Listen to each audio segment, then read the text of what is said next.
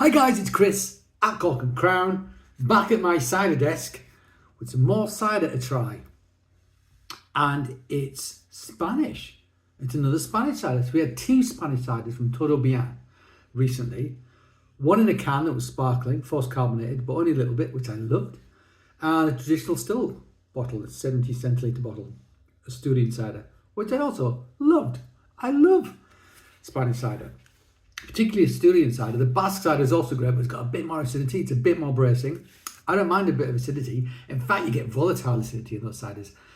Acetic acid, vinegar acidity. I know that people throw up their arms in horror, but it's meant to be in these ciders. It's part of the tradition, and I like it. I don't mind it in correct amounts if it's meant to be there.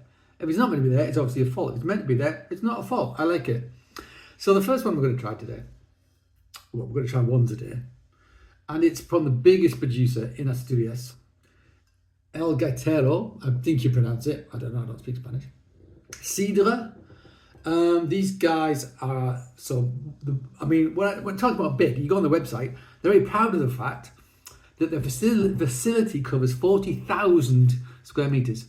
I think that's 40 square kilometres, unless my maths completely failed me.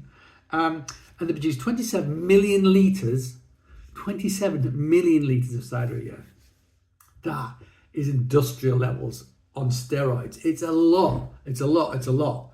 So they also call it champagne method, but they started making cider in the late 1900s, late 19th century, so about 1890, something like that.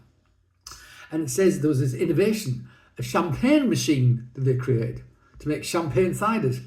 I actually suspect that's just a forced carbonator. So they're calling it sort of champagne, but it ain't champagne method. I think it's forced carbonated with their champagne machine. If someone wants to tell me I'm wrong, go for it. But it probably could be a little bit colder. Hopefully it's not too explosive.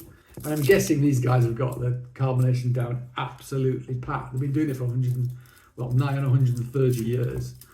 So one assumes, it won't be hard to open without getting covered in sticky, fizzy cider. Where's the thing on this? Here it is, got it. Okay. Don't think much of this cider, foil.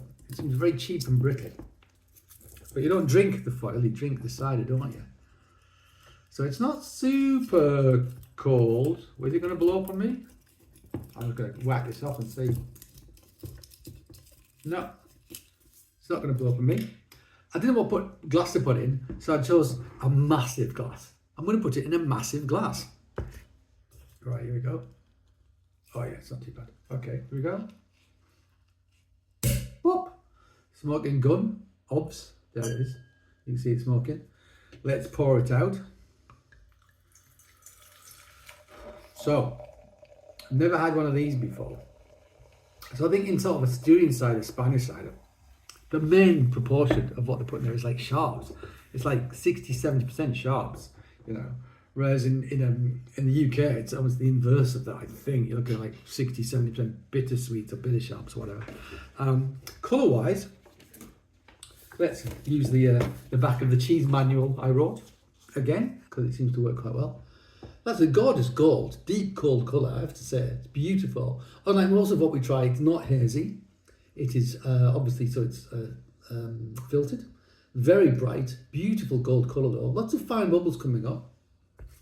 So they say it's bottle conditioned. So I'm not sure. I got the website says lots, but it doesn't say anything at all. It's very cleverly written in that regard. So I don't know if it's just forced carbonated, judging by the bottle and the cork. I mean, I assume it's bottle conditioned, but the bubbles look fine enough for it to be bottle conditioned rather than forced carbonated. I don't know. Loads of questions. I'm going to try and find out some answers. I'll try and put some answers on the screen if I can find them. But yeah, I don't know. It's 4.5%, which is lovely. Let's smell it.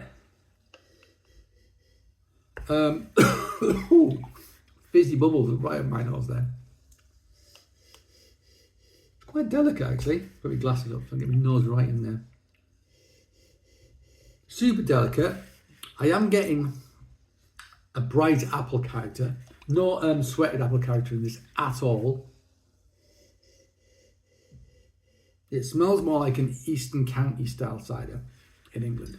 So made from eating apples, culinary apples, which would be less tannic and more acidic.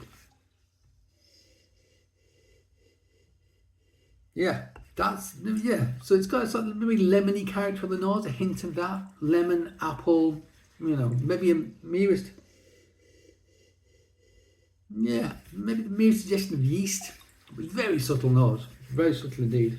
I will put my goggles back on. Drinking goggles, beer goggles.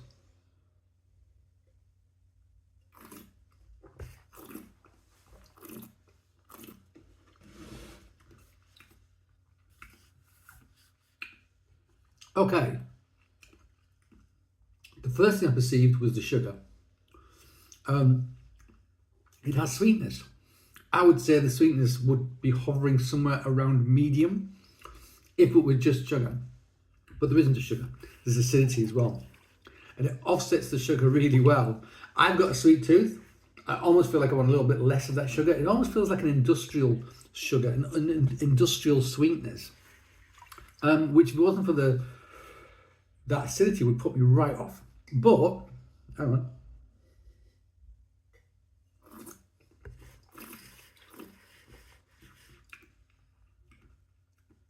Yeah. Every time I think, it's going to be too sweet, it's a little bit, a bit flabby, that acid cuts right through.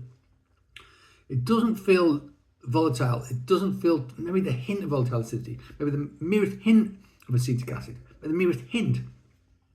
But what it feels more like is sort of a subtle sort of citric / manic acidity, which offsets that sugar actually really well.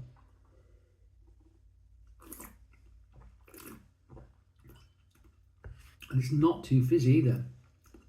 It's not too fizzy. 27 million, was it litres? Or gallons? I think it must be litres. The Spanish, it'll be metric, won't it? A cider a year. And this is one of their biggest sellers, I think. What they produce mainly. It kicks the ass of a lot of most industrial. In fact, I would probably say like almost all industrial ciders I've had that were made in the UK. Is it life changing? No, it's not.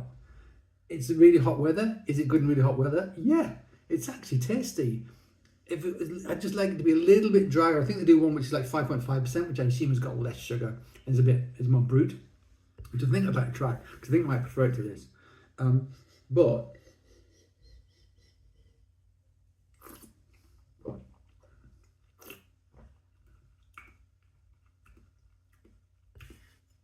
it just gets away with it. It just gets away with it. Okay. It's interesting to try mass-produced ciders. And this is a mass-produced cider, irrespective of what anyone cares to say. But having said that, it's not bad. It's not bad, It's not bad for what it is, which is an industrial cider. In fact, for what it is, it's pretty good. It's pretty good. I don't mind that at all. I'll quite happily drink all of that. I think I should have had it chilled down a little bit more. It's a little bit warmer than I'd like it.